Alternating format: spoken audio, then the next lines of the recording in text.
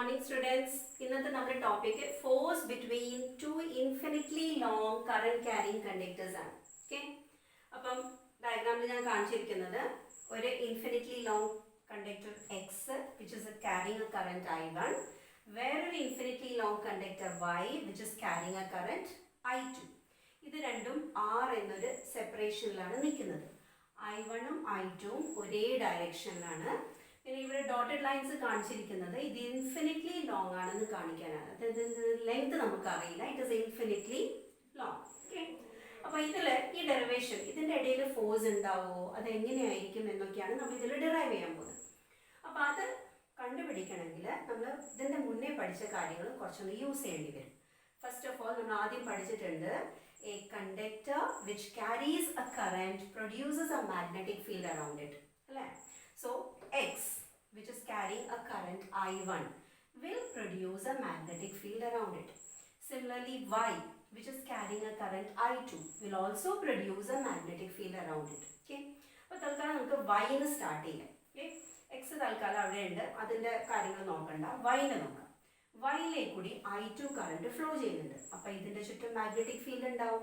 അപ്പം ഈ ഒരു സ്ഥലത്തും എക്സ് നിൽക്കുന്ന സ്ഥലത്തും മാഗ്നറ്റിക് ഫീൽഡ് ഉണ്ടാവും. അപ്പം ഇവിടെ ഞാനൊരു പോയിന്റ് എടുക്കുന്നു. ഈ പോയിന്റിലും ഈ I2 ഒരു magnetic field ഉണ്ടാക്കുന്നുണ്ടാവും.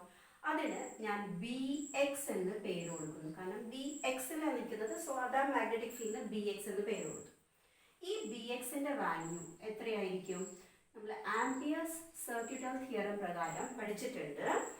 The magnetic field produced due to a current carrying conductor is mu0 into the current. ഇവിടെ ഏത് കറണ്ടാണ് മാഗ്നറ്റിക് ഫീൽഡ് ഉണ്ടാക്കുന്ന? I2 അല്ലേ? അപ്പോൾ mu0 I2 divided by 2πr. ഇനി ഇതിൻ്റെ ഡയറക്ഷൻ എന്തായിരിക്കും?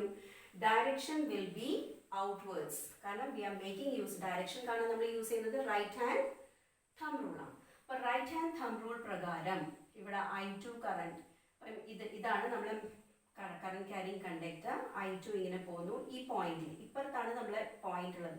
അപ്പോൾ ഈ പോയിന്റിൽ ഫിംഗേഴ്സ് ഇങ്ങനെയാണ് കേൾ ചെയ്യുന്നത്. അപ്പോൾ ഇങ്ങോട്ടേക്കാണ് ടാൻജന്റ്, മുന്നോട്ടാണ് വരിക. അപ്പോൾ BX-ന്റെ ഡയറക്ഷൻ എങ്ങനെയായിരിക്കും? Out of the plain of the board. ഇതാണ് BX-ന്റെ ഡയറക്ഷൻ. ക്ലിയർ? ഇനി അപ്പോൾ I2 ഇവിടെ BX ഉണ്ടാക്കി.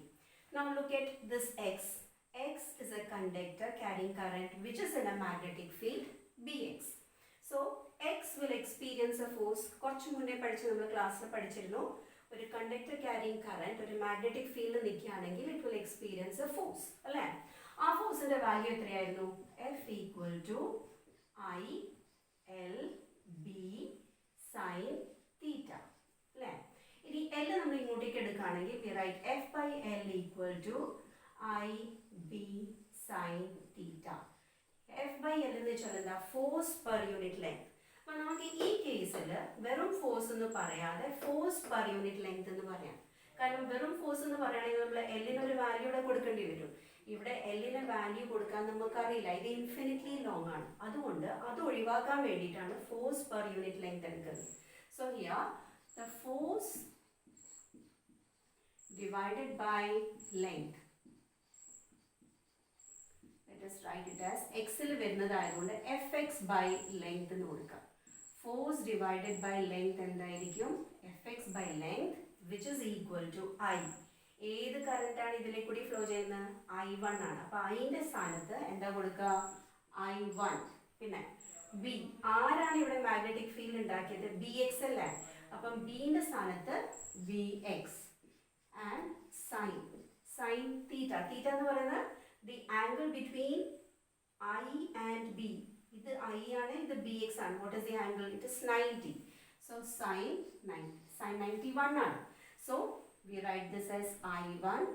BX-ന്റെ വാല്യൂ ഇവിടെ ഇടുക mu0 I2 by 2πr. കുറച്ചും കൂടി ഒന്ന് വൃത്തിയിൽ എഴുതുകയാണെങ്കിൽ mu0 I1 I2 by 2πr.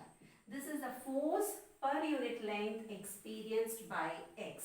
Now, force is a vector quantity. അപ്പോൾ ഇതിനൊരു ഡയറക്ഷൻ ഉണ്ടാവും. ആ ഡയറക്ഷൻ കാണാൻ നമ്മളിവിടെ Fleming's left hand rule use ചെയ്യുന്നു. അപ്പോൾ ഫ്ലെമിങ്സ് ലെഫ്റ്റ് ഹാൻഡ് റൂൾ പ്രകാരം ഇത് F ആണ്, ഇത് B ആണ്, ഇത് I ആണ്. അപ്പോൾ ഈ കേസിൽ B പുറത്ത് പുറത്തേക്കാണ്. അപ്പം ഈ ബി കാണിക്കുന്ന ഫിംഗറിനെ പുറത്തേക്ക് കാണിക്കുക. ഇവിടെ ഐ മുകളിലേക്കാണ്. അപ്പം ഐ മുകളിലേക്ക് പോയി ഇങ്ങനെ. അപ്പം എഫിൻ്റെ ഡയറക്ഷൻ ഇതാണ്. എഫ് എങ്ങനെയായിരിക്കും? In this direction.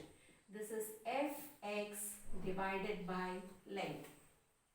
ഓർ നമ്മൾ വെറും എഫ് എക്സ് എഴുതിയാലും കുഴപ്പമില്ല. It is F X divided by length or F X. കുറച്ചുകൂടി സിമ്പിളായിട്ട് എഴുതാണെങ്കിൽ എഫ് എക്സിൻ്റെ ഡയറക്ഷൻ ഇതാണ്.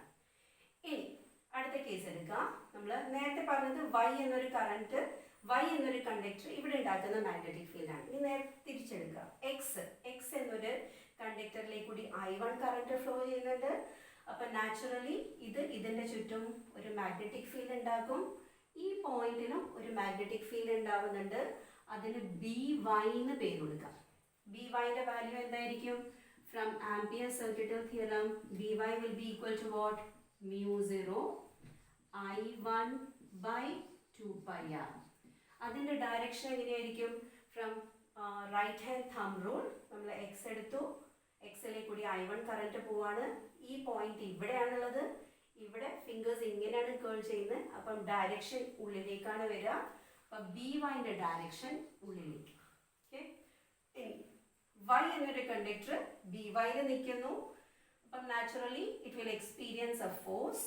ഓർ ഫോഴ്സിന് പകരം നമ്മളിവിടെ എടുക്കുന്നത് ഫോഴ്സ് പെർ യൂണിറ്റ് ലെങ്ത് ആണ്. അതെന്തുകൊണ്ടാണ് ഞാൻ നേരത്തെ പറഞ്ഞല്ലോ. Force by length or F Y by length will be equal to what? I2 by sin 90. sin 91 ആണ്. ബി വൈൻ്റെ വാല്യൂ സബ്സ്റ്റിറ്റ്യൂട്ട് ചെയ്താൽ ഇവിടെ നമുക്ക് നേരത്തെ കിട്ടിയ അതേ വാല്യൂ ആണ് കിട്ടുക. mu0 I1 I2 by 2πr. Now look at the Fy and Fx. രണ്ടും മാഗ്നിറ്റ്യൂഡ് വൈസ് സെയിം ആണ്. ഇനി ഫ്ലെമിങ്സ് ലെഫ്റ്റ് ഹാൻഡ് റൂൾ പ്രകാരം ഇവിടെ എഫ് വൈൻ്റെ ഡയറക്ഷൻ ഈ രീതിയിലാണ് വരിക. ഓക്കെ. അപ്പം ഈ രണ്ട് ഫോഴ്സസ് നോക്കിക്കഴിഞ്ഞാൽ എഫ് എക്സും എഫ് ഐയും ഇത് അട്രാക്റ്റീവ് ഫോഴ്സാണ്. അതിൻ്റെ അർത്ഥം എന്താ? ഈ രണ്ട് കറന്റ് ക്യാരിങ് കണ്ടക്ടേഴ്സിൻ്റെ ഇടയിൽ ഒരു ഫോഴ്സ് ഉണ്ട്. And that force is what? Attractive force. Okay. If I1 is upwards and I2 downwards, F X F വൈയും ഓപ്പോസിറ്റ് ഡയറക്ഷനിലായിരിക്കും. അതായത് ഒന്ന് ഇങ്ങോട്ടേക്കും എഫ് ഐ ഇങ്ങോട്ടേക്കായിരിക്കും. അപ്പോൾ എന്ത് ഫോഴ്സാണ് വരിക? റിപ്പൾസീവ്. രണ്ടും ഒരേ ഡയറക്ഷനിൽ കറണ്ട് വരുന്നത് കൊണ്ട് ഇവിടെ ഫോഴ്സ് എന്താണ്? അട്രാക്റ്റീവ് ആണ്.